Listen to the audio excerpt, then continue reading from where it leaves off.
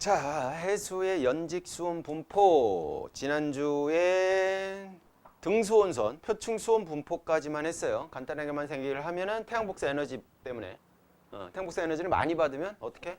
해수 수온이 높아질 거고 적게 받으면 적게 받을 거고. 그래서 대체로 등수온선 자체가 어디에? 위도에 나란하게 이렇게 배치되어 있습니다라는 것들 설명을 했었고. 근데 이제 무조건 다 위도에 나란하게 이렇게 배치되어 있느냐 그런 것만은 아니더라. 이제 뭐 용승이 일어난다든가 용승이 있든 뭐 나중에 이제 뒤에 부분에 아마 설명하게 될 것 같은데, 또는 해류의 흐름 자체 그런 것들에 의해서 조금 더 이제 달라질 수는 있다. 어쨌든 그거는 뒤에 대기대순환 하면서 다시 한번 설명을 할 거니까. 자, 해수의 연직 수온 분포는 시험에 잘 나와요. 잘 나와요. 근데 이거 배워본 것 같지 않아요? 이거? 맞춰보자. 몇 학년 때 배운 것 같아? 준혁이 찍어. 고1 때. 세지? 고1 때. 흥지? 중3 때. 인절? 고1 때. 대한이? 중3 때. 고1 때도 배웠고요. 중2 때도 배웠어요. 두 번이나 배웠어요. 두 번이나.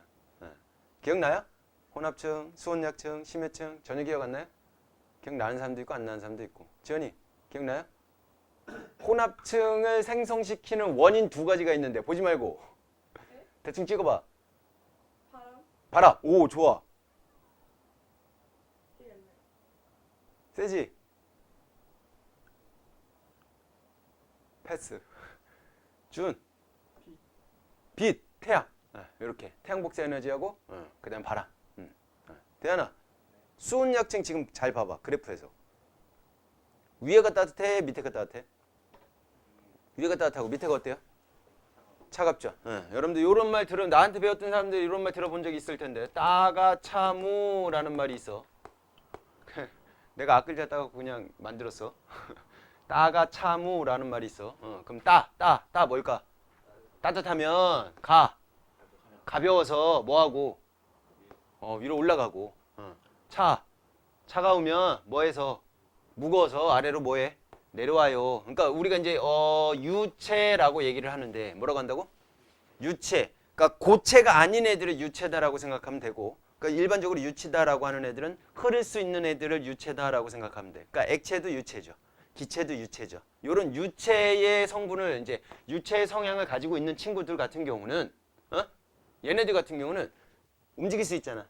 고체도 물론 움직여. 고체도 다 따라 붙어 있는 상태에서 제자리에서 진동 운동만 하긴 하는데 이동을 할 수는 없단 말이야. 근데 얘네들은 이동이 가능한 애들, 흐를 수 있는 애들이다라고 생각해 주면 돼. 그러면 흐를 수 있는 애들인데, 자, 밀도라는 거 중학교 2학년 때 배웠거든. 2학기 때. 니네 중학교 2학년 2학기 때 배웠는데 밀도가 공식이 뭐냐, 소라? 뻥치지 마. 부피분의 질량이라고 배웠어요. 배웠던 거 같아, 안 같아? 배웠던 거 같지? 자, 모든 물질은요, 부피가 같을 수도 있고 다를 수도 있어요. 서로 다른 물질이라 하더라도 부피는 같을 수가 있는 거야. 질량도 마찬가지야. 서로 다른 물질이다 하더라도 질량도 같을 수가 있어요. 그런데 부피, 단위 부피당, 요 말을 쓸 때 우리가 어떻게 쓰느냐? 요 단위 부피당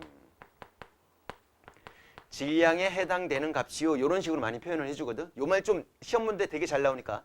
뭐 당 앞에 들어가는 애가 분모에 들어가고요. 이제 수학적으로 식으로 표현을 했을 때 당 뒤에 들어가는 말 자체가 분자에 들어가게 되는데, 오케이? 요런 말로 잘 나와. 문제에서 그냥 밀도요 또는 부피분의 질량값이요 이런 식으로 나온 적은 한 번도 없어. 단위 부피당 질량값 이런 식으로 표현을 해준단 말이야. 그럼 그 값이 뭐다? 밀도다라고 생각해 주면 되는데, 이 밀도는 부피도 같을 수 있고 다를 수 있고 질량도 같을 수 있고 다를 수 있는데, 부피분의 질량값을 해봤더니 각 물질마다 그 값이 다 어떻더라?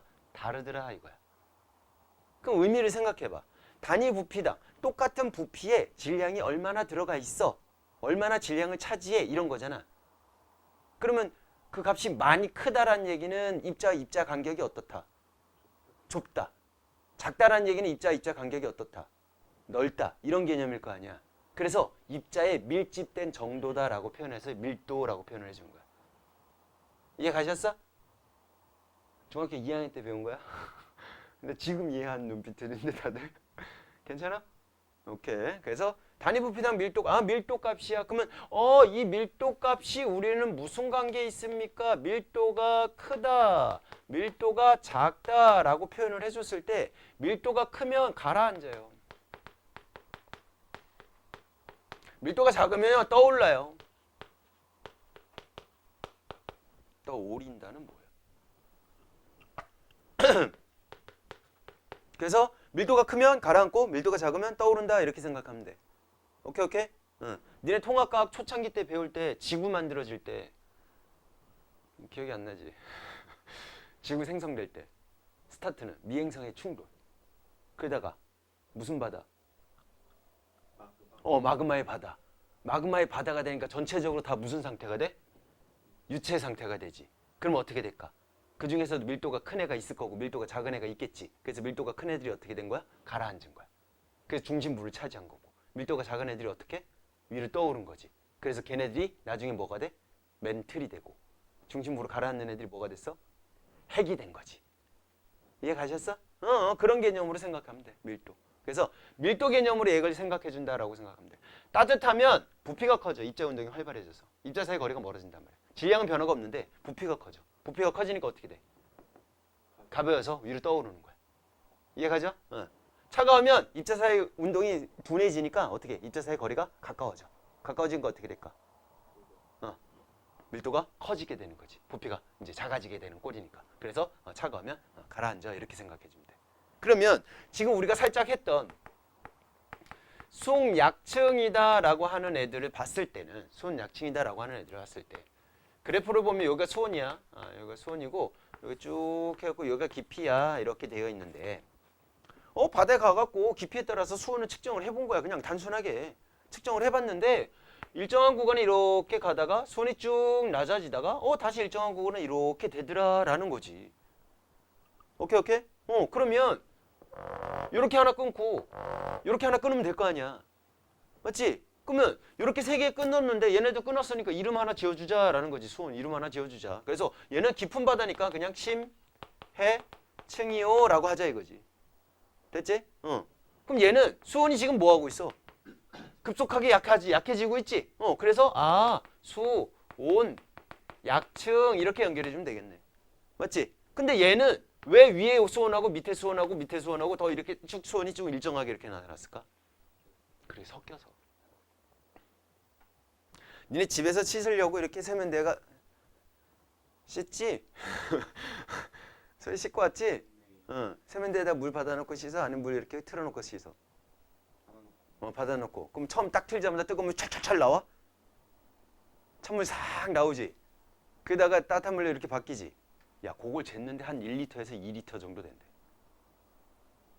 그럼 겨울에 우리 씻을 때마다 1리터에서 2리터는 그냥 버려버리는 거야. 아깝지 않아? 저쪽 보일러실에서 보일러실하고 요 세면대하고 그 라인에 관이 연결돼 있을 거 아니야. 거기에 채워져 있는 물인 거야. 내가 온수를 쭉 틀면 보일러가 틈과 동시에 센서로 인지를 해갖고 그러면 온수를 만들어야겠네. 보일러가 이제 가동이 되는 거지. 이제 가동되는 동안 얘가 바로 따뜻하게 되지는 않을 거 아니야. 그치? 그 동안에 물은 계속 나오고 있는 거야. 찬물이. 그다가 어느 정도 데펴진 상태에서 물이 나오는 게 이제 그 동안에 한 2리터 정도의 물이 빠져나간대. 편의점 갖고 2리터짜리 물 사려면 1,000원 넘잖아. 한 2,000원 하지 않나? 얼마야? 몰라. 어쨌든 그래요. 그렇게 되는 거야. 되셨어? 그런데 그 얘기 왜 했냐면 찬물 나오다가 뜨뜻한 물 나중에 나오잖아. 그걸 받으면 그냥 딱 내비두면 어떻게 될까? 찬물이 먼저 나왔잖아. 그럼 밑에를 깔리겠지. 나중에 무슨 물 나와? 따뜻한 물 나오지? 그럼 위에 깔리겠지. 실질적으로 그렇게 갖고 담아봐봐. 담고서 손을 이렇게 넣어봐. 아무 짓도 하지 말고. 그럼 위에는 어때? 따뜻한데 밑으로 들어가면 차가워져. 이렇게 된다고. 걔네 밀도 차이가 다르기 때문에 안 섞였으니까 이렇게 되는 거야. 근데 그 상태에서 뭐해? 이렇게 휘저어버리면 어떻게 되니? 위에 손하고 밑에 손하고 어떻게 돼? 같아진다고. 나중에 열역학이라는 걸 배울 거야. 그런 게 있어? 거기서 제일 기본은 뭐냐면 열은 고온에서 저온으로 이동한다. 이게 제일 기본이야. 열역학의 제일 기본은. 니네도 알고 있잖아. 남친구랑 손 없지. 어쨌든 누구는 이렇게 손을 잡아봤을 때 그 손을 잡았는데 얘 손이 따뜻한데? 그럼 내 손이 차갑고 걔 손이 따뜻한 거야. 그럼 걔 열이 내 쪽으로 넘어오는 거지. 언제까지? 둘의 체온이 같아질 때까지. 그렇게 해갖고 열이 계속 이동을 하는 거야. 그럼 내가 딱 잡았는데 걔 손이 차고 그럼 내 열이 지금 뺏기고 있는 거지. 내 에너지가. 금쪽 같은 내 에너지가 뺏기고 있는 거야. 얼른 나. 알겠어? 어쨌든 그런 개념이다라고 생각하면 돼. 그래서 얘는 섞였기 때문에 어떻게 된다? 수온이 일정하다라고 생각해 주면 돼. 그래서 얘는 혼합이 됐어요. 그래서 혼합층이라고 표현을 해주는 거야. 이 그래프는 너무 잘 나왔기 때문에 니네 학교 시험에서 절대 이 그래프로 안 나와. 절대 안 나오고 다른 데이터를 니네가 분석을 하면서 그거를 파악할 줄 알아야 돼. 무슨 소리냐?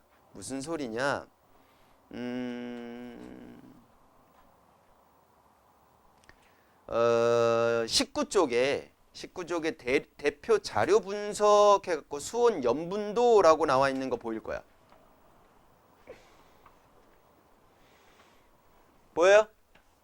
찾았어?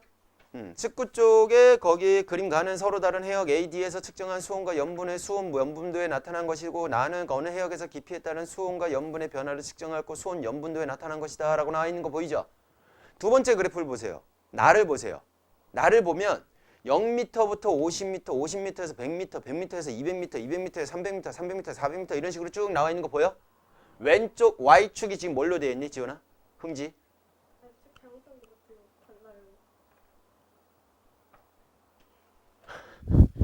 너 지구가 원 샀지?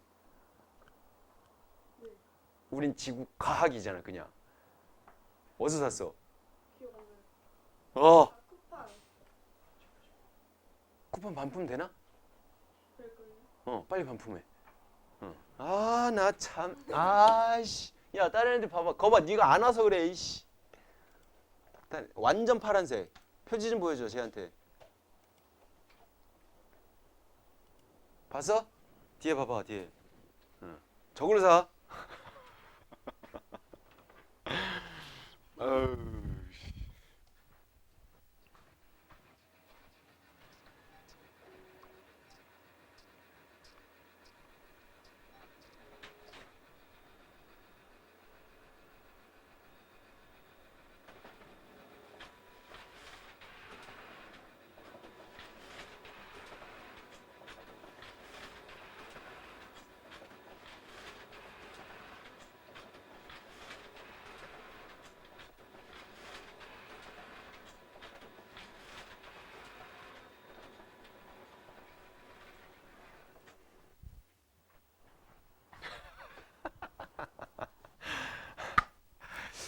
불길한데? 26년? 2026년 불길한데? 흥지 어떡해? 괜찮아요. 괜찮겠어? 진짜로? 그럼 니네 언니가 쓰는겨. 봤어요? 자, 거기 보세요. 빨리 19쪽 봐봐. 왼쪽 Y축이 수온이죠. 맞아? 그럼 0m에서 50m까지 거의 수온 변화가 있어, 없어? 많이 안 내려왔지? 맞죠? 근데 50m, 100m, 200m, 50m부터 200m까지는 수온이 쫙 떨어졌지? 맞아? 그리고 200m부터 400m까지는 거의 수온 변화 있어, 없어? 없지? 그거야. 이렇게 찾아야 돼. 0m에서 50m까지는 수온 변화가 없으니까 무슨 층? 혼합층이구나. 이해가? 50m부터 몇 미터까지? 200m까지가 무슨 층? 수온 약층이구나. 이해가? 그 다음에 어디부터? 200m부터 그 이상부터는 계속 무슨 층이구나? 심해층이구나. 이런 거 자료 데이터를 이용을 해갖고 이 그래프하고 연결을 시켜줄 수 있어야 되니까 니네 머릿속에 이 그래프가 무조건 들어가 있어야 된다는 거지. 뭔 말인지 알겠어요? 대충 느낌 오죠? 오케이. 다시 앞으로 넘어와.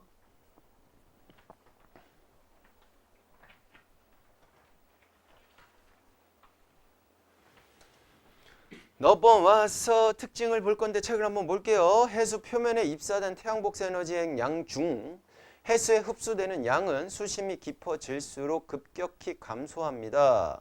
빨간 글씨로 해양에 입사하는 태양 복사 에너지는 수십 10m 이내에서 85% 정도가 흡수되고 100m 이내에서는 99% 정도가 흡수됩니다라고 나와 있네요. 쌤이 한 40m, 50m까지 내려가 본 적이 있거든. 깜깜해. 이래도 되나 싶을 정도로 아무 소리도 안 들리고 고요한 게 깜깜한 게 와! 이렇게 개 무서워. 진짜 누가 이렇게 싹 이렇게 오면 와, 오야 이러 할 정도로 진짜 개 무서워. 또 들어가면서 수온도 낮아지잖아. 싹 들어가면서 내 체온에서 느껴져. 수온이 낮아진 게 스킨스쿠버로 들어갔거든.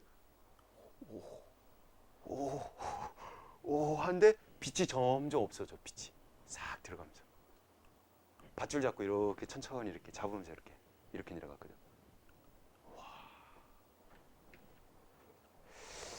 그런 훈련을 왜 하나 싶은데 어쨌든 그랬었어. 시커매. 그럼 100m까지 들어가면 어떻게 되겠어? 거의 빛이 안 들어온다라고 생각하면 돼. 그냥 암흑. 응? 니네 집에 암막 커튼 같은 거 이렇게 쭉 켜놓고 그냥 밤인지 낮인지 불어 안 켜놓으면 그냥 아무도 모르는 그런 암흑. 근데 추워. 근데 뭔가 물결이 이렇게 흐르고 있어. 내 몸을 이렇게 감싸고 막 그런 게 있어. 아, 기가 막혀. 한번 나중에 기회 되면 한번 해보세요. 스킨스쿠버 해봤어? 해봤어? 좀 해봐. 재밌어요. 좋은 경험 돼요. 처음에는 막 숨 쉬는 게 입으로만 쉬어야 되잖아. 이렇게 입에 이렇게 마우스피스를 이렇게 낀 상태에서 뭐 이렇게 되거든. 처음엔 좀 답답한데 한 5분 정도 있으면 익숙해져요. 재밌어. 거기서 이제 거북이 막 지나가는 거 보이고 막 상어는 없어. 물고기들 이제 좀 따뜻한 지역 쪽으로 이제 가서 많이 가니까 또 이렇게 시야가 좀 좋으면 기가 막혀. 스노클링을 해봤지. 스노클 위에서 이렇게 보잖아. 그거보다 이제 밑에서 이제 같이 보는 거지. 같은 눈높이로 보는 거지. 근데 좀 사람들이 이제 어획이나 뭐 이런 것들 잘 안 하고 그런 데 같은 경우는 좀 이제 애들이 사람 손을 안 탄 지역 같은 데는 사람을 그렇게 무서워하지도 않단 말이야. 그럼 바로 옆에서 이렇게 싹 이렇게 지나가는 게 오! 난 동굴 들어갈 때가 그렇게 무섭더라. 혹시나 동굴이 이렇게 무너져 내릴까 봐. 그럼 나 못 나오는 거잖아. 근데 꼭 그런 데로 가요. 또 탐사 같은 거 할 때. 무서워. 그러니까 선생님 부대가 그런 데였어. 스킨스쿠버 하에서 뭐 인명구조도 하고 그 다음에 이제 그 보물섬 같은 거 찾아서 거기서 이제 그런 것도 인양하고 이제 배 무너지고 이제 쓰러져 갖고 이제 가라앉아 버리면 그거 인양하는 작업 같은 거 하고 이제 인명구조대 뭐 그런 데 있었거든. 돈 좀 준다 그래서 자격증도 주고 돈도 준다 그래서 갔는데 그때 지금 월급 좀 비싸잖아. 그때 월급이 15,000원이었어. 한 달 월급이. 처음에 이병 때는 10,000원도 안 됐어. 병장 돼야 15,000원이었어. 근데 수당으로 한 16만 원, 18만 원을 준다는 거야. 오? 괜찮은데? 그러면 얼추 이렇게 합치면 한 20만 원 되는 거잖아. 그럼 3달 동안 안 나왔다가 나오면 60만 원이 내 통장에 있고 그럼 휴가 나와서 놀러 다니고 여행 다니고 괜찮을 것 같은 거야. 가서 훈련 받는 동안에 확 죽고 싶었어. 좀 많이 빡세서. 나중에 기회 되면 그런 데도 한번 가보는 것도 난 좋은 경험이라고 생각해. 흥지 꼭 가봐. 알았지? 어차피 군대 갈 건데 이왕이면 위험수당 같은 거 이렇게 좀 더 있고 자격증. 선생님 그래서 국가 자격증이 있어. 잠수 기능사. 근데 그 자격증 어디인지도 몰라. 벌써 몇 년 전이야. 그랬었어. 자, 어쨌든 여기 다시 들어가 보자. 자, 여기는 수온이 이제 표면이니까 바다 표면이니까 태양 복사 에너지를 굉장히 많이 받겠죠.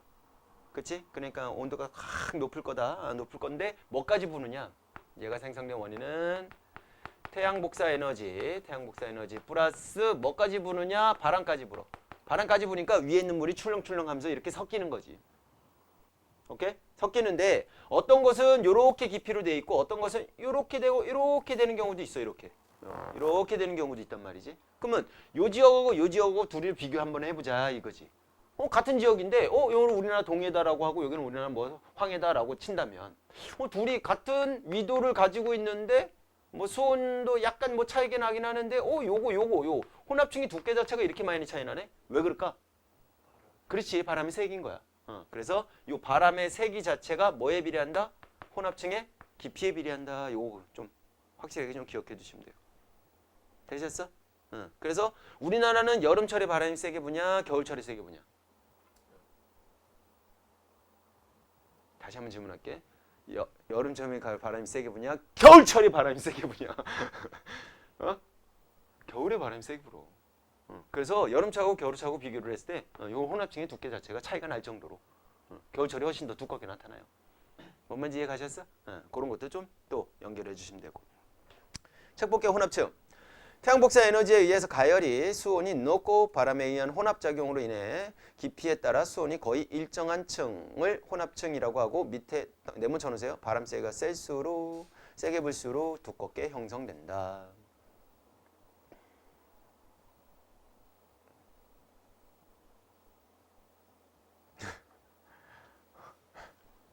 그 조그만한 글씨로 써져 있잖아. 혼합층에서. 혼합층 내용에서 싸울래? 책도 거지 같은 거 이상한 거 옛날 거 사오고 얼른 가갖고 반품해. 언제 왔어? 어저께? 그럼 바로 반품 가능하겠다. 자, 수온약층 갈게요. 혼합층 아래에서 수심이 깊어짐에 따라서 수온이 급격하게 감소하는 층인데요. 위쪽에서는 따뜻하고 가벼운 해수, 아래쪽에는 차갑고 무거운 해수가 존재하기 때문에 매우 안정하다. 자, 봐봐. 쌤이 이제 처음에 이거 얘기했던 거. 따가차무. 따뜻하면 가벼워서 위로 올라가고 차가우면 무거워서 아래로 내려가요 이거잖아. 밑에가 따뜻하고 위에가 차가우면 따뜻한 물 자체가 위로 올라온다고. 차가운 물 자체가 밑으로 내려간다고. 그래서 무슨 현상이 생기느냐? 요거 때문에 대류 현상이 생길 수가 있어. 뭐가 현상이 생긴다고? 대류 현상. 어쨌든 기체든 물이든 간에 이렇게 돌고 돌 수 있다라는 거지. 맞아? 물 데필 때 그런 현상 생기지. 밑에서 가열해지지. 그럼 밑에 물이 더 따뜻해질 거 아니야. 그러니까 걔네들이 올라온 거야. 그 내려가고 올라가고 내려가고 이렇게 대류 현상이 생기는 거야. 이해 가셨어? 공기도 마찬가지야. 공기도 밑에가 따뜻하고 위에가 차가우면 이렇게 대류 현상이 생긴다고. 그러면 공기나 유체 같은 애들이 움직이고 있잖아. 그걸 우리는 뭐라고 하느냐? 요 현상이 생겼어요 라고 하면 뭐라고 하느냐? 걔네들이 불안정해요. 움직이니까. 그럼 요 현상이 안 생겼어요 라고 하면 뭐라고 할까? 안정해요. 이렇게 표현을 해주는 거야. 이해 갔어? 그러면 요 그래프를 다시 와봐. 얘는 지금 어때? 따뜻해. 그래서 가벼워. 얘는 어때? 지금 수온이 낮아졌잖아. 얘 차가워. 무거워. 근데 무거운데 얘 수온이 일정하지. 더 내려갈 수가 없지. 따뜻한데 위로 올라갈 수가 없지. 그러면 여기는 계속 여기 있고 얘는 여기 계속 있고 얘도 여기 계속 있겠지. 그러니까 움직여 안 움직여? 안 움직여. 그래서 안정한 층이다 라고 표현을 해주는 거야. 안정하니까 위에 있는 물 자체가 밑으로 내려올 수가 없어. 얘 때문에. 밑에 물 자체가 위로 이렇게 올라갈 수가 없어. 누구 때문에? 얘 때문에. 얘가 이렇게 경계선을. 오케이? 그래서 물질 또 포함, 에너지 포함 해가지고 얘네들이 모두 다 이렇게 이동할 수 없게 단절시키는 걔가 바로 수온약층이다라고 생각하면 돼. 책에 다 나와요. 자, 혼합층과 신해층 사이에서 물질과 에너지 전달을 차단하는 역할을 해주는 것도 수온약층이다라고 연결해 주시면 돼요. 되셨어? 오케이. 마지막 심해층은 별 특징 없어요. 수온약층 아래에서 계절이나 깊이에 따라 수온 변화가 거의 없는 층으로 수심이 깊어 태양 복사 에너지의 영향을 받지 않기 때문이에요 라고 나와 있는데 다음 장 넘기면요. 위도별 해수의 심층 구조라고 나와 있는 게 보일 거예요. 그래서 요 그래프가 또 나와 있는 게 보일 거야. 보여요? 보이죠? 그 그래프 먼저 갈게요. 자, 그 그래프를 보면 어떤 식으로 되어 있느냐. 요거 살짝 지우고. 얘가 중위도에 해당되는 그래프다라고 친다면 저위도에 해당되는 그래프는 어떤 식으로 되어 있느냐. 요렇게 수온이 더 낮겠죠. 적도 근처니까. 수온이 더 낮고 혼합층이 얇게 형성된 상태에서 이렇게 내려가요. 이게 저위도. 맞죠? 그 다음에 고위도는 거의 변화가 없어. 거의 변화가 없어. 이게 고위도야.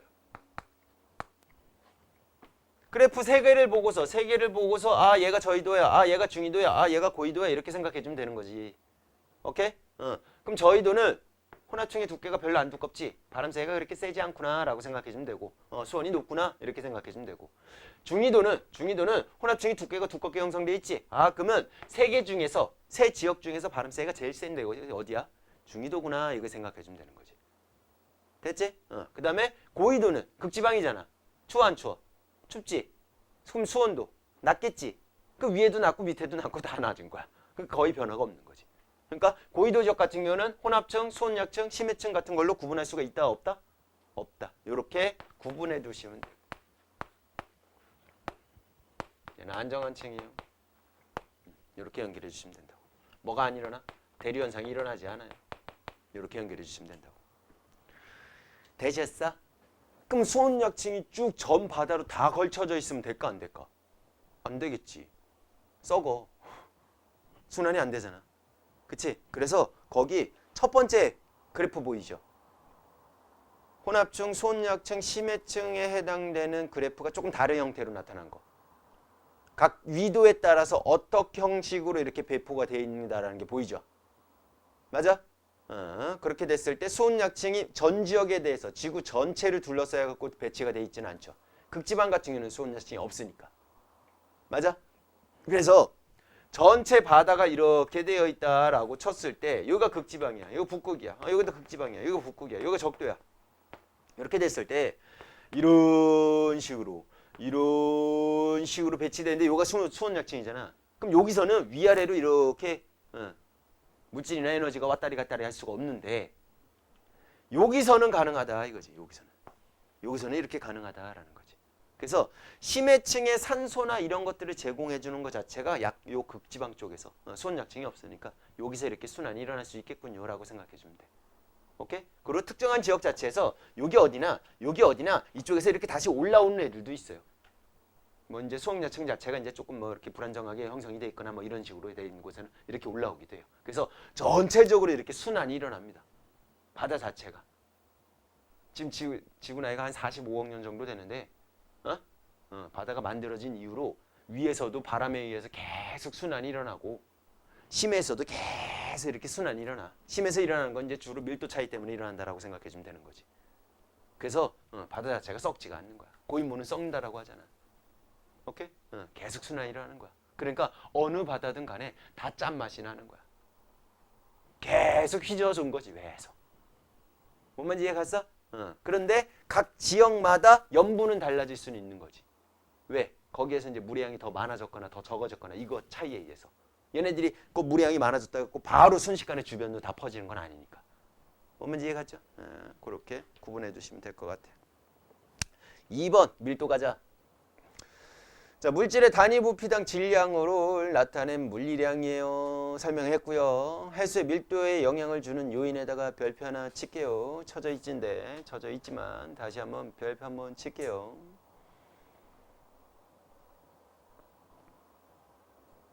수온이 어떨수록? 낮을수록. 염분이 어떨수록?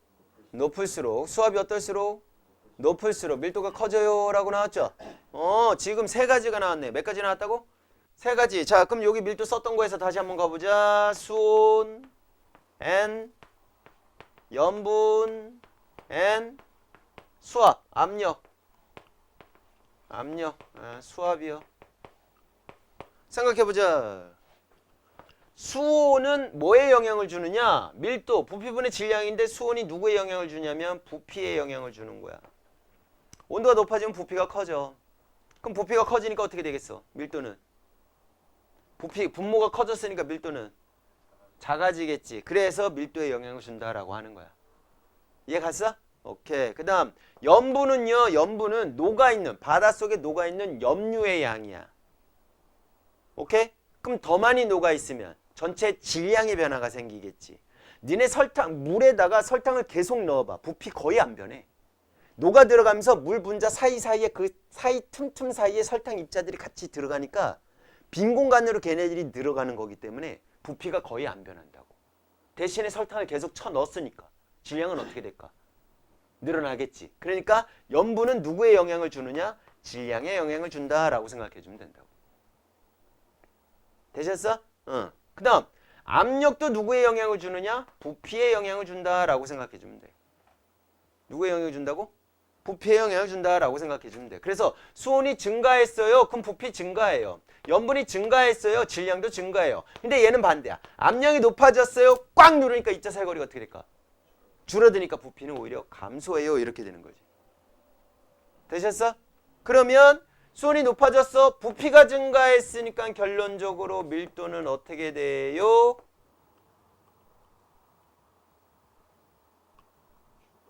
줄어들어요. 염분이 늘어났어. 질량이 증가했으니까 밀도 어떻게 돼요? 증가해요. 압력이 높아졌어. 부피가 줄어들었어. 밀도 어떻게 돼요? 증가해요. 매치시키라고. 이해 갔어? 아, 수온이 높아졌어. 그럼 밀도가 감소할 거야. 수온이 낮아졌어. 그럼 밀도가 늘어날 거야. 뭐 이런 거 생각할 줄 알아야 된다고. 매치시키라고. 매치. 오케이? 정 안 되겠어. 그럼 외워. 뭐 방법 있어? 따따따 외워. 뭐 그거 없지 뭐. 되셨어요? 어렵지 않죠? 오케이. 자, 해수의 밀도 분포 특징 볼게요. 해수의 밀도 분포는 수온 분포와 반비례한다. 당연하지? 수온하고 반비례 관계 있잖아. 맞지? 염분보다는 수온에 의한 영향을 더 많이 받기 때문이에요 라고 나와 있네요. 아, 그러니까 염분 압력보다는 이게 가장 크게, 이 친구가 가장 크게 영향을 주는군요 라고 생각해 주시면 된다라는 거지. 위도에 따른 표층 해수의 수온과 밀도 분포. 수온 적도 근처에 높아지니까 밀도 확 줄어들었죠. 서로 반비례 양상이 나타나 있죠. 완전 정반비례는 아닌데 대체로 반비례 관계 이렇게 연결해 주라 이거지. 수심에 따른 해수의 수온과 밀도 분포도 마찬가지예요. 수온약층, 혼합층, 그 다음에 심해층 나와 있는 빨간색 그래프. 저기 프린트한 친구들은 잘 안 보이겠지만 어쨌든 요 그래프. 요 그래프로 나타난 거에 정반대로 이렇게 밀도 그래프가 나타나는 게 보이죠. 맞아? 흥지? 보고 있지? 오케이. 그렇다라는 거 연결해 주시면 되고 각 지역별로 적도 해역은 어떻고요? 북반구 해역은 어떻고요? 그다음 뭐 이런 것들 쭉 한번 봐주시면 돼요. 읽어봐 주시면 돼요. 되셨어?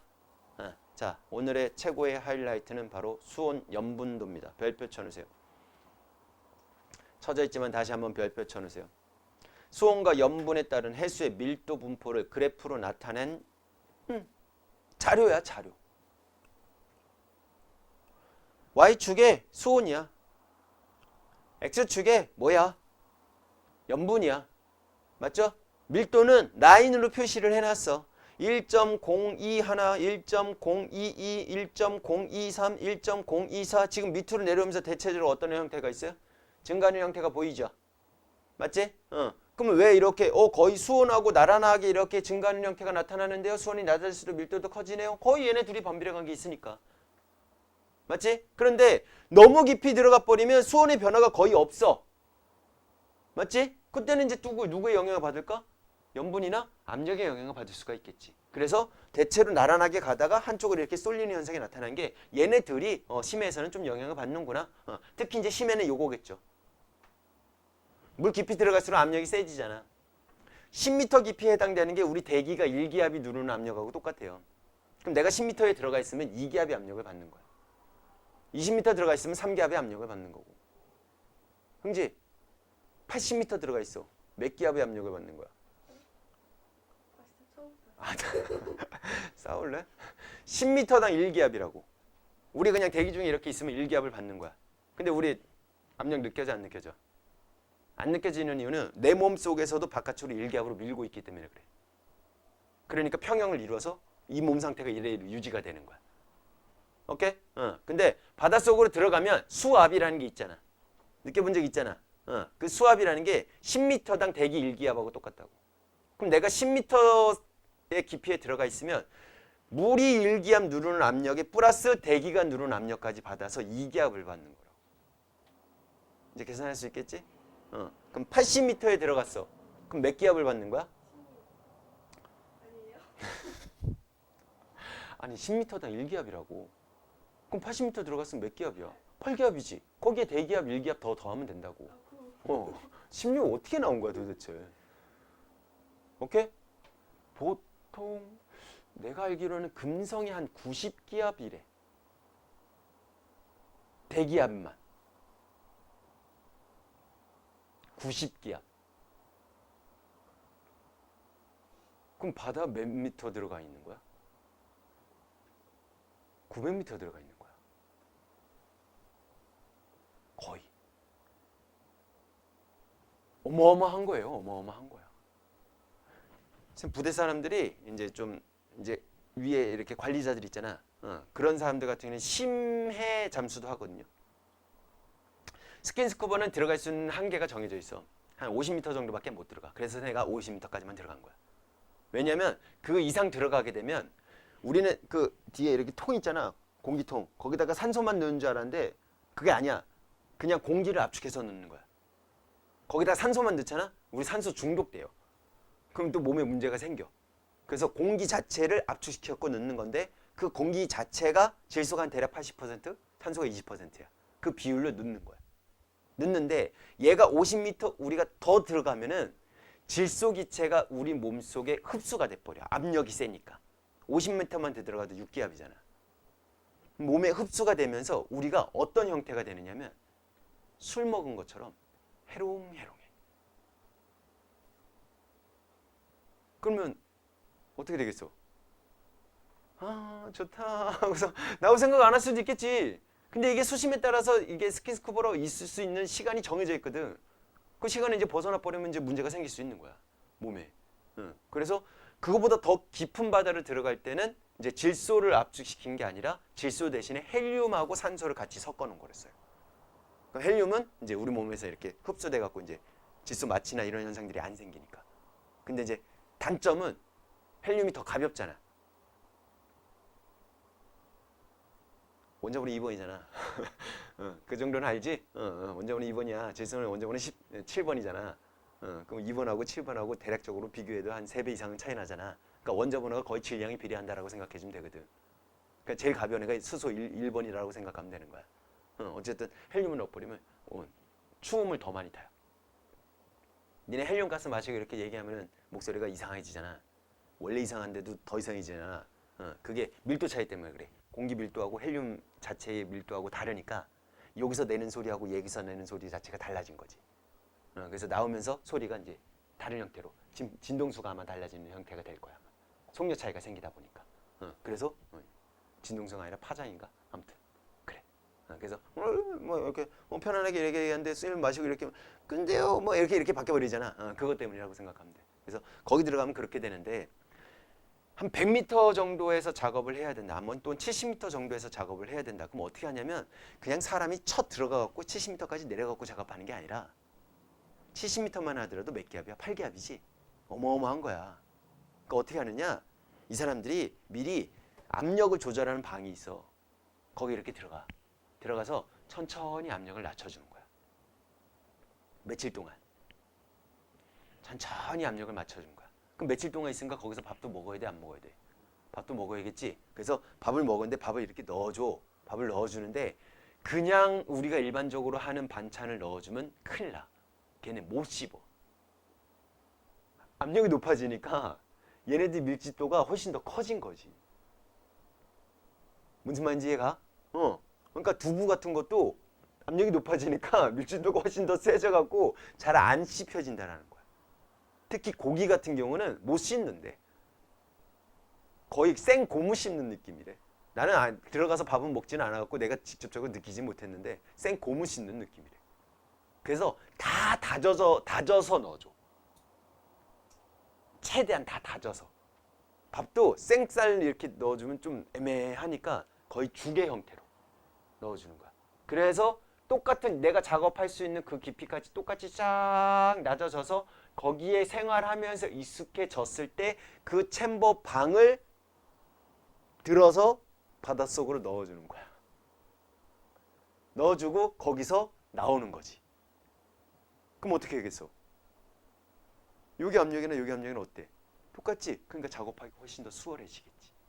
익숙해졌으니까. 이런 식으로 작업을 해. 뭔 얘기인지 이해 가셨어? 어쨌든 압력이 밀도가 그런 식이다.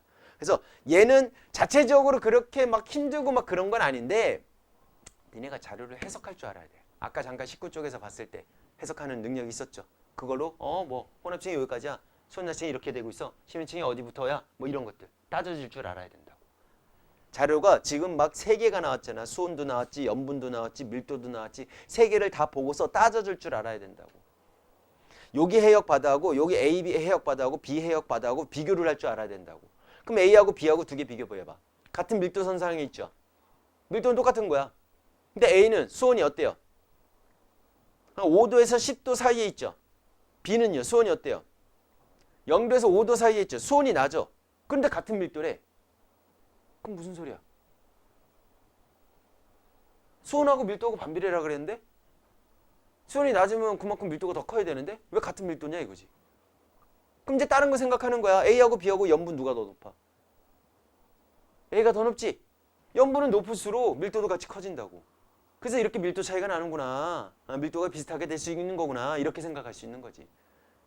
무슨 말인지 이해 가셨어? 뭔 느낌인지 알겠죠? 그리고 수심은 누가 더 깊어요? B가 더 깊죠? 그러니까 수압에 대한 영향을 받는 거는 누구다? B가 더 크게 받는구나 라고 생각해 줄 수 있는 거지. 오케이? 뭔 얘기인지 알겠어? 오케이. 그런 것들을 니네가 파악할 수 있어야 된다고. 자료 해석하는 문제로 나올 거예요. 그러면 많은 문제를 많이 풀어봐서 자료 해석하는 걸 니네가 익숙하게 만드는 수밖에 없어. 오케이? 근데 실질적으로 문제가 일반적으로 나오는 문제를 선생님도 이렇게 친절하게 잘 내주면 참 고마울 텐데 또 이상한 자료 이렇게 끄집어내고 이렇게 문제 나올 수도 있는 거잖아. 물론 이제 뭐 그러면 어쩔 수 없어. 그 자체에서 내가 그 관계 내에서 기본적인 내용을 내가 알고 있는 상태에서 접근해갖고 가는 수밖에 없지. 하지만 그런 게 아니다라고 친다면 대체로 일반적으로 문제집에서 많이 나오는 그런 유형들의 자료 해석의 문제가 나올 거니까 문제는 꼭 풀어보세요. 제발. 이제 다음 주 갖고 내가 이제 책 검사 할 거거든. 꼭 안 풀어놓은 애도 있어. 그럼 이제 한마디 하겠지. 책이 안 왔어요. 뭐. 언제까지? 이제 오겠지 다음 주에는. 그치? 어쨌든 그렇다. 왼쪽에 조만한 글씨까지 꼼꼼하게 여러분들이 봐주세요. 알겠습니까? 자, 15쪽에 보시면 탐구 자료창이라고 해서 우리나라 계절별 변동성 비교하기라고 나와 있는데 동해 2월 달에 비교를 했더니 수온을 비교를 했더니만 이렇게 돼 있고 염분은 이렇게 돼 있구나. 그럼 그거를 바탕으로 수온 염분도에다가 그려지게 되는 거야. 찍는 거지. 점을. 뭔 말인지 이해 갔어? 이해 갔어?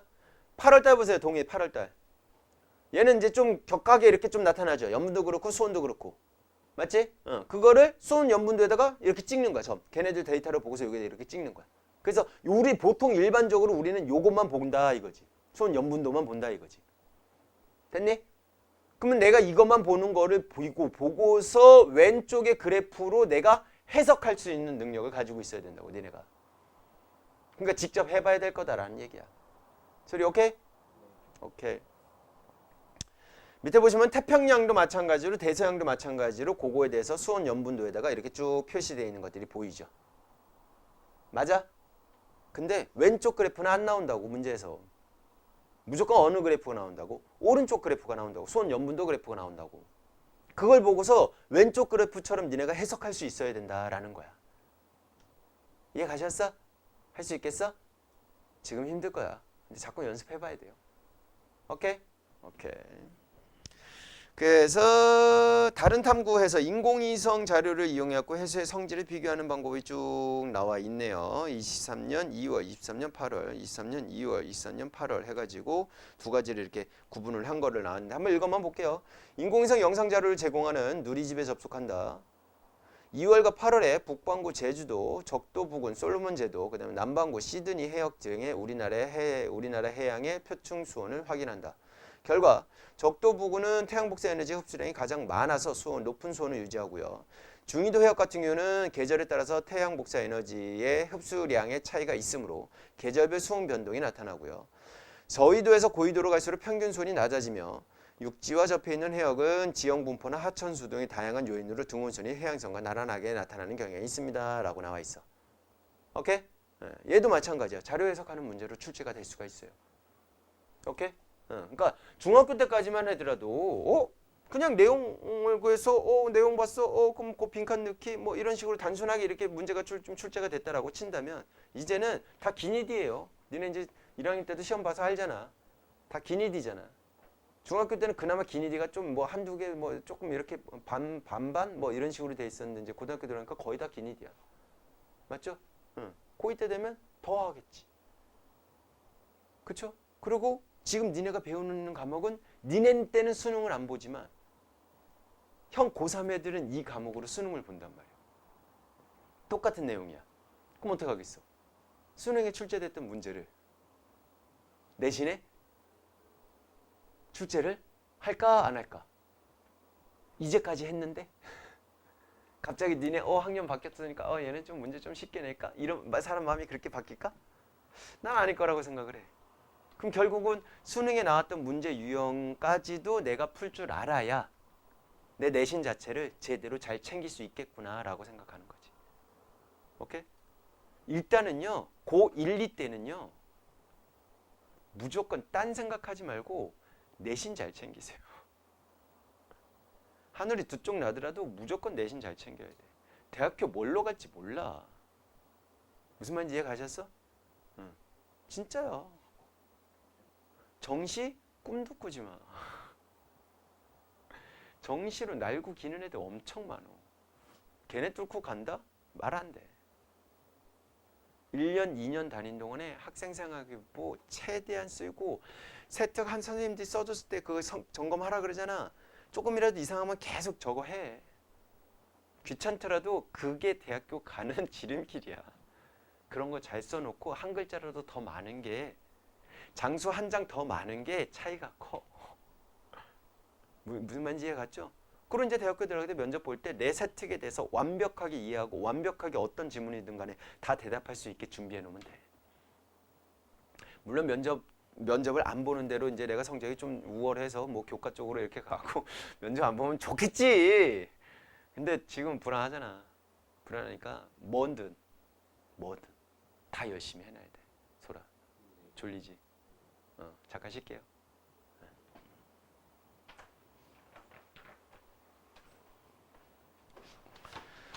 자, 해수의 순환, 대기대 순환이라고 나와 있어. 자, 전 지구적인 규모로 일어나는 대기의 순환을 우리는 대기대순환이라고 얘기를 하고 그 대기대순환의 영향을 받아서 해수의 표층순환, 풍성순환이다라고 얘기도 하는데 그래서 해수의 표층, 그러니까 위에서 바람이 부니까 그 바람에 의해서 바닷물도 이동하는 형태가 나타나더라라는 거지.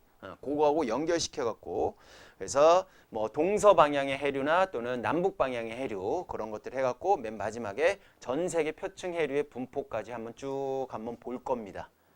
알겠습니까? 네. 그리고 요거 이제 표층 순환이니까 뒤에 부분에서는 심층 순환. 아까 이거 얘기했던 거.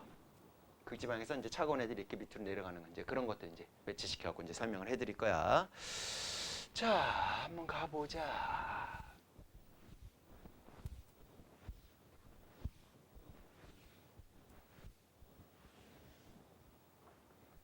대기대순환은 먼저 설명을 할 건데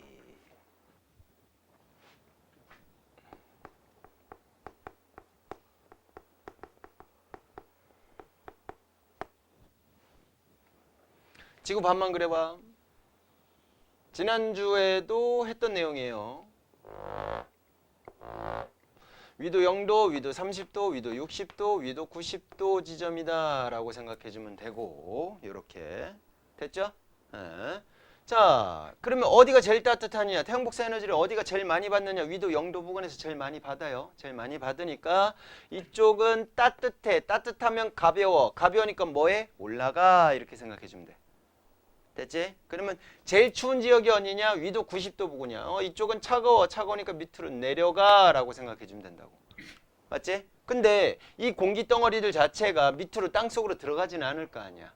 맞지? 그러니까 요 관해가 옆으로 이렇게 퍼질 거야 라고 생각해주면 돼도 얘도 마찬가지로 우리 대기의 권을 나누면요. 대륙권, 성층권, 중간권, 열권 이렇게 나눴었어. 기억나? 기억나지? 대륙권은요, 대류 현상이 일어난다고 해갖고 대륙권이야. 근데 성층권은 밑에가 따뜻하고 위에가 차가워. 이러면은 대류 현상이 일어날 텐데 위에가 따뜻하고 밑에가 차가워. 그러니까 대류 현상이 일어나 안 일어나? 안 일어나지. 어디하고 똑같게? 손 약층하고 똑같게. 그러니까 얘는 안정한 층이다라고 생각하면 돼. 비행기 한두 번씩은 타봤지? 지현아 미안하다. 타봤어? 아 솔직히 얘기해도 돼. 그 아빠가 태워주는 이 비행기 말고 나 씨. 아빠 비행기 이거 말고 찐 비행기 찐 하늘을 이렇게 날아다니는 그 비행기. 아빠 발로 이렇게 원도 동력이 돼갖고 하는 그 비행기 말고. 아 진짜 타봤어? 아 흥지, 세지 타봤어? 아 솔직히 얘기해. 뭐 이렇게 타지 뭐 못하겠는다 뭐 아니야? 타봤어? 소리 안 타봤지? 타봤어요. 아 타봤어. 너네 제주도 수학여행 갔다 왔나? 네. 그럼 그때 갈 때 탔겠네? 흥덕고도 갔나? 얘 수학여행 안 갔어? 했는데 어. 고등학교 한 몇십 년 전이니? 수학여행이 아닌 거 아니야? 수련이었어요. 그럼 고2 때 가나 보다 얘. 청고는 1학년 때 간 거고 거의 다 1학년 때 어디 갔는데? 5월 1학년 때는 안 갔어? 그냥 수련회? 수련회랑 5월 뒤에 출연했어. 니는 제주도 갔다 오고? 제주도? 이렇게 셋이 세강이지? 안타깝네. 그럼 올해 처음으로 비행기 타는 거겠네? 그 신발 벗고 탔어? 탈 때? 잘했어? 욕 안 먹고? 잘했어. 비행기 탈 때 올라갈 때 어떻게 하니? 안전벨트 매지? 내려올 때도 안전벨트 매라 그러지? 근데 어느 정도 올라갔을 때는 더 이상 이제 안전벨트 풀어도 됩니다. 뭐 화장실 갈 사람들 갔다 오십시오. 이렇게 안내방송 나오죠. 그게 성층권 위에 지나갈 때라고 생각하면 돼. 왜냐하면 대기가 안정하잖아. 대기가 안정하니까 기체가 흔들림이 별로 없겠지. 그러니까 이제 거기 위에 올라가서는 이제 안전벨트 풀어도 되고 자유롭게 이렇게 돌아다녀도 되고 뭐 이렇게 된다는 게 이제 그것 때문이다라고 생각하면 돼. 그래서 대류 현상은 대륙권 내에서만 일어나. 근데 밑에서 쳐주는 힘이 이미 세면 대륙권이 좀 많이 올라가게 되는 거고. 그러니까 대륙권은 높이가 조금씩 이제 위도에 따라서 좀 다르다라고 생각해 주면 돼. 근데 보통은 한 10km 정도까지를 우리는 대륙권이다라고 표현을 해주는 거지. 그 이상부터는 이제 그 이상부터 50km까지는 성층권이다라고 생각하면 돼. 그러니까 성층권에는 이제 우리 좋은 거 있지. 무슨 층? O3, 오존층. 그 오존층 자체가 무슨 역할을 해줘? 자외선을 차단해주는 역할을 해주지. 그런데 그것도 한참 선생님 학교 다닐 때도 좀 문제 이슈가 좀 됐었고 한 2000년대 초반까지만 해도 문제 이슈가 됐었는데 요즘엔 이제 그 문제 이슈가 좀 줄어들긴 했는데 프레온가스라고 들어본 적 있죠? 옛날에 이제 냉장고나 에어컨 냉매로 쓰였던 물질이에요. 그 물질 자체가 빠져나가. 그러니까 그거 프레온가스를 처음으로 만들었을 때는 와 이건 완전 신물질이다. 야 인간에게 어마어마한 혜택을 줄 만한 신물질이다. 탁 만들었는데 만들어갖고 냉장고에도 냉매로 잘 쓰이고 에어컨에도 냉매로 잘 쓰이고 잘 쓰였는데 이 새끼가 성층권까지 올라가더니 뭐 오존층을 파괴하는 역할을 하네. 오존층이 자외선을 차단해줘야 되는데 그래서 오존층이 막 구멍이 나고 막 그랬어. 특히 남극 대륙 쪽에 어마어마한 구멍이 생겼지. 그럼 자외선이 그대로 노출이 되겠지. 그럼 사람들이 이제 생명체가 살 수가 있어 없어? 없어. 기껏 한 30억 년 전? 지금으로부터 30억 년 전에 간신히 남세균이라고 광합성하는 애들이 생기면서 겨우 만들어서 한 5억 년 전부터는 드디어 육상에도 애들이 나와서 살 수 있게 오존층을 기껏 만들었더니만 사람 나온 지 한 20만 년 정도밖에 안 되거든? 거기에 플러스 한 100년 정도 그 시기 때 산업혁명 이후니까 딱 한 200년에서 한 100년 요 사이에 오존층 빵꾸 내고 난리 났었어. 그래서 이제 프레온가스를 전 세계적으로 쓰지 말자. 큰일 난다. 이제 대멸종이 일어날 수도 있다. 그러니까 사람뿐만 아니라 이제 지구상에 있는 모든 생명체가 이제 죽는 상황이 생길 수도 있는 거지. 그래서 대체 물질을 만들었어. 대체 물질 만든 게 뭐였더라? 약자로 돼 있는데 H 뭐 이렇게 돼 있는 약자거든요. 얘는 오존층은 파괴를 안 해. 좋아. 근데 얘가 또 온실 효과를 일으키는 주성분이 되기도 해요. 그러니까 왜 에어컨 같은 거 가스 이렇게 넣어놓잖아. 냉매로 이제 가스를 넣어놓거든. 근데 그거를 이제 주기적으로 이렇게 충전을 해줘야 돼. 충전을 해준다는 얘기는 걔네들이 빠진다는 얘기지. 에어컨 자체에서 실외기하고 얘네들 사이에서 왔다리 갔다리 하면서 냉매 역할을 해줘야 되는데 얘네가 이제 왔다리 갔다리 하면서 이제 대기 중으로 이렇게 빠져나가는 거지. 걔네들이 또 온실 역할을 해줘요. 지구 온난화 영향을 주지. 그래서 이제 또 이제 대체 이제 뭔가가 또 필요한 상황이 생길 수도 있는 거지. 지금 이 상태로 규제 없이 그냥 쭉 가면 니네 세대 때의 종말이 올 수도 있어.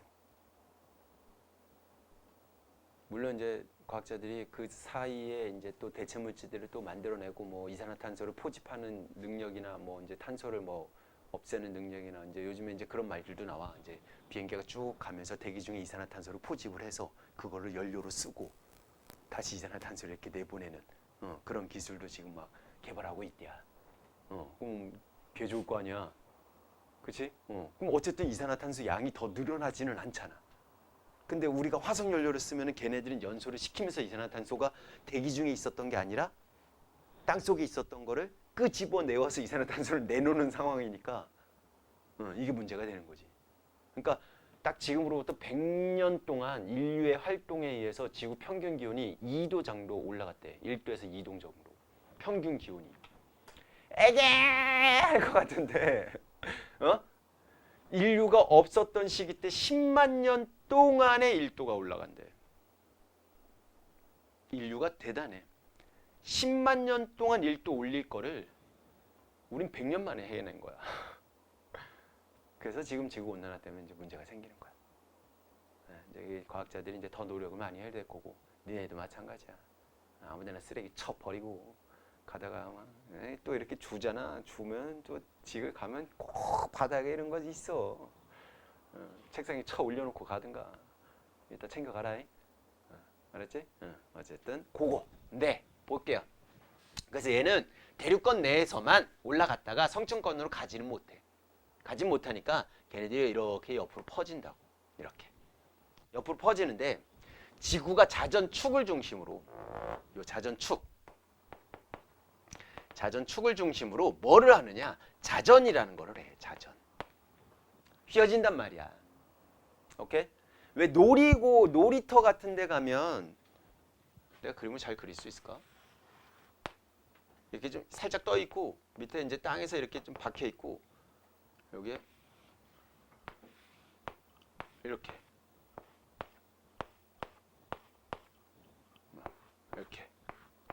돼 있고 이렇게 돼 있어서 기둥이 이렇게 쭉 연결돼 있는 상태에서 이렇게 도는 거 있어. 뭔지 알아? 도는 거에서 내가 여기 이렇게 서 있는 상태에서 안 도는 상태에서는 그냥 쭉 걸어가면 앞으로 그냥 일직선으로 쫙 이렇게 잘 걸어지거든. 걸어지는데 얘가 회전을 하고 있다라고 치자고. 오케이? 회전을 하고 있으면 니네가 일직선으로 이렇게 나간다 하더라도 실제로 나갈까 못 나갈까? 못 나간다고. 이 회전하는 힘 때문에 니네가 휘어서 내 경로 자체가 바뀌게 되는 상황이 생긴다고. 무슨 말인지 이해 갔어? 그거를 우리는 뭐라고 할 거냐면 자전 때문에 나타나는 현상이요 라고 해서 전향력이다 라고 표현을 해줘. 뭐라고 한다고? 전향력. 전향력은 중요해. 전향력은 지구과학에서 없어서는 안 될래다 라고 생각해 주시면 돼. 그래서 얘의 방향만 기억해 줄게.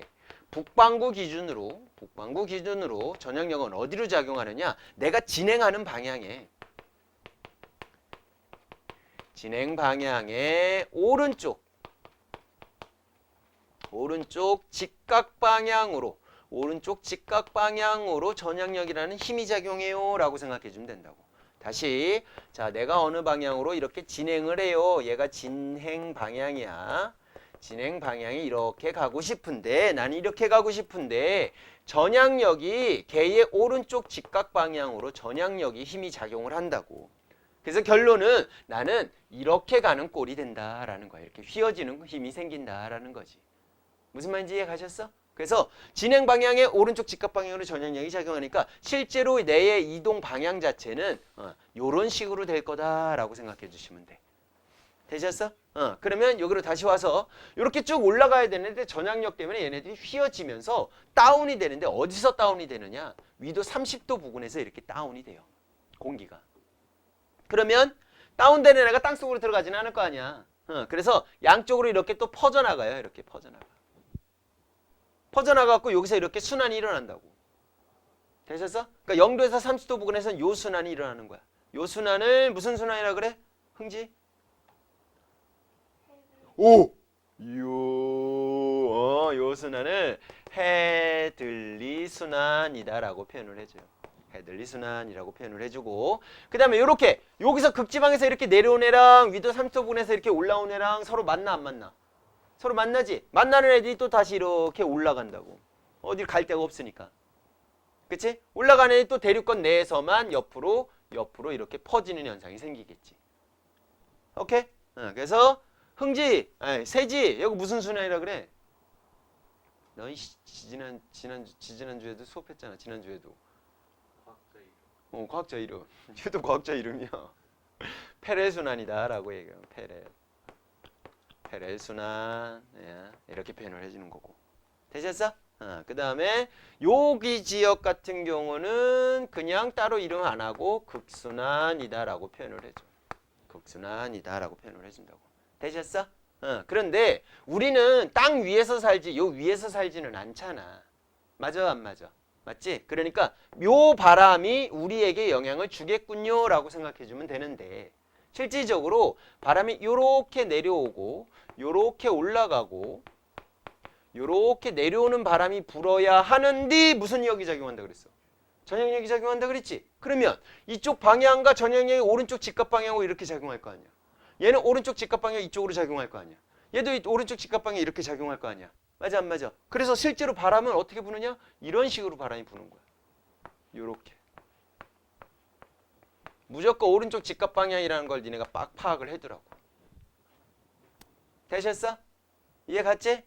그래서 지표면에서 부는 바람은 요런 바람들이 부는데 요 바람들의 이름을 뭐라 그러느냐? 0도에서 30도는 무역풍이다라고 얘기하고요. 조금 더 디테일하게 얘기하면 북쪽과 동쪽에서 불었어요. 이렇게 돼. 자, 동서남북은 기억을 해둬야 돼. 지도상에서 나왔을 때 무조건 위쪽이 북쪽이다라고 생각하면 된다. 그럼 오른쪽이 동쪽이야. 알겠지? 그래서 얘는 무슨 풍? 북동무역풍이라고 표현을 해주고요. 요 친구는요. 휘어졌어. 서쪽에서 불어. 그래서 편서풍이다라고 표현을 해주고요. 요 친구는요. 극지역과 동쪽 지역에서 불어오는 바람이야. 그래서 극동풍이라고 표현을 해줘. 자, 체크 하나 더. 자, 바람의 이름은요. 이름은 어떻게 이름을 붙이느냐. 불어 나가는 쪽이 아니라 불어 온 쪽. 불어 온 쪽을 기준으로 이름을 붙여요. 그래서 동쪽으로 지금 바람이 불고 있어요. 그럼 걔는 바람 이름이 뭐야? 서풍이라고 표현을 해주는 거야. 서쪽에서 와서 동쪽으로 가는 거니까. 무슨 말인지 이해 갔지? 그래서 그렇게 이름을 붙여준다라고 생각해 주면 된다고. 여기까지 됐어? 괜찮아? 오케이. 그 상태에서 이제 우리가 하나 더 볼 건데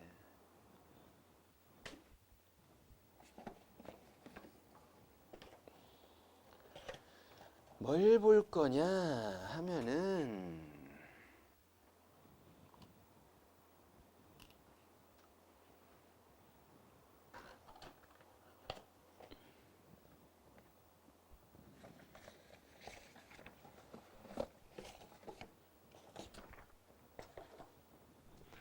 자, 뭘 볼 거냐 바람이 이렇게 가니까 여기 있는 바닷물 자체는 어디로 갈 가능성이 높을까? 이쪽으로 갈 가능성이 높겠죠. 지금 요 정도만. 오케이?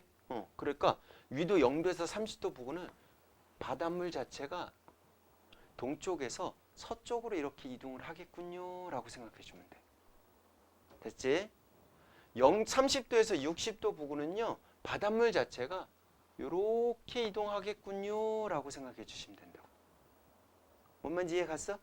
그러면 60도에서 90도 사이는 바다가 이렇게 이동을 하겠군요. 근데 이 바람은 거의 1년 내내 불어요.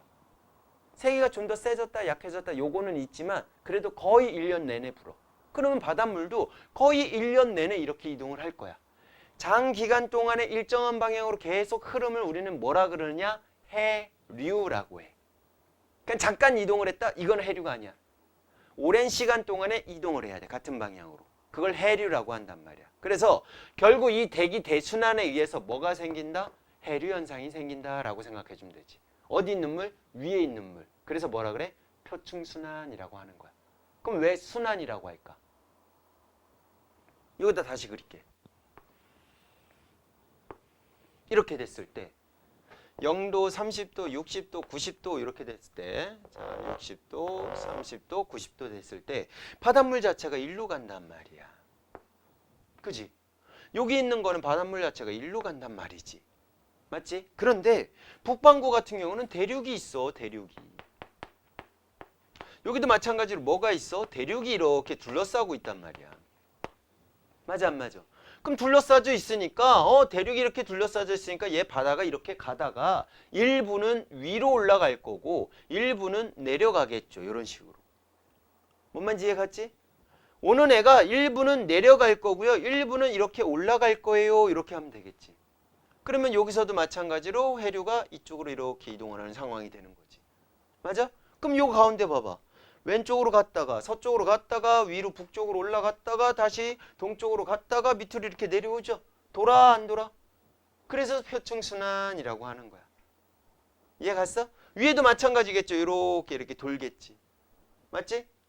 여기서도 마찬가지야. 여기서는 딱 적도 쪽에서는요. 계속 밑에 남반구도 이렇게 표시를 해주면 남반구도 표시를 해주면 여기서는 남반구는 얘의 정반대다라고 생각하면 돼. 그래서 얘네들이 대칭적으로 반대쪽 방향으로 표현해준다라고 생각해주면 된다고. 그러면 남반구에서 여기서는 바람이 어떻게 부느냐? 저거의 반대니까 이렇게 불겠군요 라고 생각해주면 된다고. 편서풍 이렇게 불겠군요 라고 생각해주면 된다고. 극동풍 이렇게 불겠군요 라고 생각해주면 된다고. 맞아? 그럼 여기서도 무역풍에 의해서 이렇게 간다고. 일부가 이렇게 가겠지. 일부 밑으로 이렇게 내려갈 거고. 여기 이쪽으로 이렇게 갈 거고. 여기 이렇게 가겠지. 대륙들이 이렇게 막혀 있으면. 여기도 마찬가지로 뭐가 일어나? 순환이 일어나지. 여기서도 뭐 일어나? 순환이 일어나지. 근데 얘 순환은 시계 방향, 반시계 방향? 시계 방향인데 여기서는 무슨 순환이야? 시계 반대 방향 이렇게 흐른다. 이거. 여기서도 여기 오른쪽으로 이렇게 가는 애가 있어요. 얘는 뭐라 그러냐? 적도에 얘네들의 반대쪽으로 흐르는 물이다라고 해서 적도 반류라고 하거든. 적도 반류는 바람보다는 뭐에 영향을 받느냐면 이쪽에서도 무역풍에 의해서 이쪽으로 가고 이쪽에서도 무역풍에 의해서 이쪽으로 가니까 이렇게 쏠리지. 그럼 어떻게 될까? 경사가 생기지. 그럼 중력이 이런 거 그냥 냅둬 안 냅둬? 안 냅두지. 그래서 이렇게 거꾸로 이렇게 흐르는 애가 생기는 거야. 그게 적도 반류야. 됐어? 그럼 요 지역을 태평양이다 라고 하자고. 뭐라고 하자고? 태평양. 그럼 이쪽에서 대륙이 있어. 오스트레일리아. 이쪽에 뭐 있어? 남미 이렇게 대륙이 있겠지. 여기 북미 대륙이 있는 거고 여기 유라시아 대륙이 있는 거야. 맞아? 그래서 태평양을 기준으로 요 해류는 우린 뭐라고 할까? 책에 나오기는 했지만 북태평양 맞나?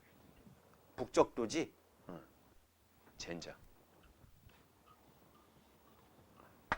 얘는 적도의 북쪽에 있어 북적도 해류요 이렇게 얘기해 주는 거고. 얘는 적도의 남쪽에 있어 무슨 해류? 남적도 해류요 이렇게 이름 지어주는 거고. 되셨어? 얘는 뭘까? 태평양의 북쪽이지? 얘를 바로 뭐라 그래? 북태평양 해류요 라고 표현을 해주는 거야. 그럼 얘는 뭘까? 남태평양이 아니라 남반구에는 대륙이 별로 없어. 그래서 실질적으로 요 해류가 여기 뭐 있어? 남극 있지? 남극 대륙을 쭉 돌아요 라고 해서 얘는 뭐라 그러느냐? 남극 순환유요, 순환유요. 남극을 이렇게 돌아요 해갖고 남극 순환유라고 표현을 해주는 거고. 됐니? 괜찮아? 오케이? 그럼 얘는 뭐라 그러냐? 이쪽에 일본이 있어. 일본 밑에 바다를 쿠로시오라고 해. 그래서 뭐라 그래? 쿠로시오 해류요라고 얘기하는 거고. 이쪽에 미국 쪽에서 캘리포니아 지역이야. 그래서 뭐라 그래? 그렇지. 캘리포니아 해류요 이렇게 표현을 해주는 거라고. 뭔 말인지 이해 갔어? 그러니까 지리를 좀 잘 알면 이름을 또 어차피 그 지리에 맞춰갖고 지었기 때문에 그렇게 연결해주면 된다고. 느낌 와요? 오케이? 추가로 몇 개만 더 설명을 할게. 자, 얘는요. 공기가 상승해요. 그걸 우린 뭐라 그러느냐? 공기가 상승하는 지역은 기압이 낮기 때문에 공기가 상승하는 거거든. 그래서 얘는 저기압인데 지역이니까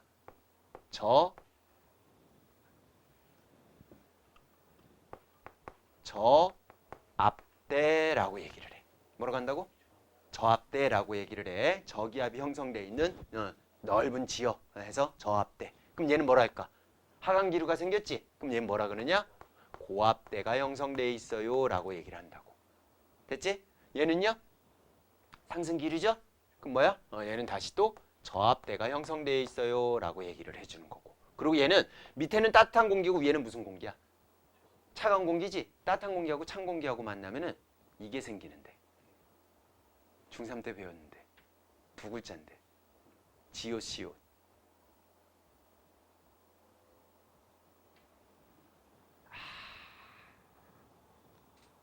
전선. 처음 들어보는 표현들인데 전선. 그래서 여기는 한대 지역이잖아. 그래서 한대 전선대라고 표현하기도 해. 오케이? 여기는 어쨌든 다시 또 고압대가 형성돼 있어요. 그러니까 고압대, 저압대, 고압대, 저압대 이런 것도 연결해 주라고. 저압대가 형성돼 있는 곳은 공기가 상승하잖아. 공기 상승하면 무조건 뭐 생겨? 구름 생겨. 그래서 여기는 구름이 많아. 그래서 비도 많이 내릴 거다라고 생각해 주면 되고. 고압대가 형성돼 있는 곳은 있던 구름도 사라져. 그래서 구름이 거의 없어. 구름이 없으니까 이 지역은 어떨까? 맑아. 맑은 것 떠나서 비가 내려 안 내려? 강수량이 적지. 강수량이 적으니까 어떨까? 가뭄이. 건조하고 사막, 사해 이런 지역들 다 여기에 위치해 있다라고 생각해 주면 되는 거지. 되셨어? 대표적으로 우리가 생각할 만한 데가 어딜까? 중동. 중동 지역. 그쪽이 위도 30도 부근이다라고 생각하면 돼. 거기 모래바람, 사막 막 이런 것들 되게 많이 분포돼 있잖아. 그래도 돼 걔네는. 땅속에서 석유 나오는데 뭐. 그치? 우리는 개뿔도 없어. 어쨌든 그렇게 연결해주면 돼. 날씨적으로도 연결해갖고 나올 수도 있으니까 같이 기억을 해두세요. 그거로 인해서 이렇게 해류가 생긴다라는 것도 매치시켜 주시면 되는 거고. 그렇게 어렵지는 않아. 됐지? 그거를 동서방향 해류와 남북방향 해류로 나눠서 구분을 지은 거야. 책 보세요.